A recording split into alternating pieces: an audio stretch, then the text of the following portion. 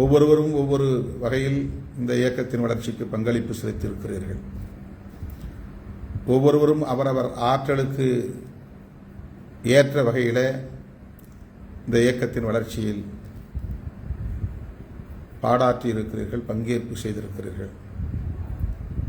எனவே யாருக்கும் சளைத்தவர்கள் இல்லை. யாருடைய தியாகமும் குறைத்து மதிப்பிடக்கூடிய ஒன்றல்ல. இதை நினைவிலே இருத்திக் கொள்ள வேண்டும், நெஞ்சிலே பதிவு செய்து கொள்ள வேண்டும்.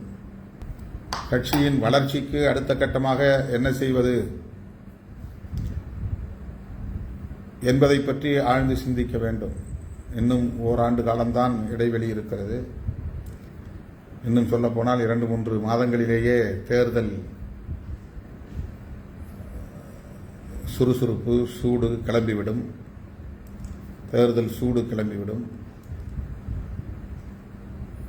கட்சி தலைவர்களுடைய சுறுசுறுப்பு மிகுந்துவிடும். நமக்கு இடையிலே பெரிய ஒரு சவால் கட்சியின் மறுசீரமைப்பு பணிதான். ஏப்ரல் 4ஆம் தேதியோடு நாடாளுமன்றம் முடிகிறது.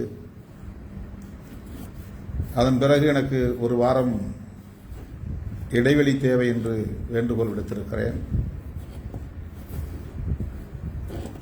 நிகழ்ச்சிகளுக்கு நான் எங்கும் போகாவிட்டாலும் கூட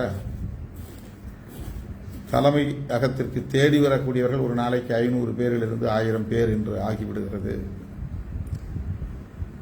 அதனால் இதுபோன்ற பணிகளில் கவனம் செலுத்த முடியாத ஒரு இக்கட்டு நேர்கிறது.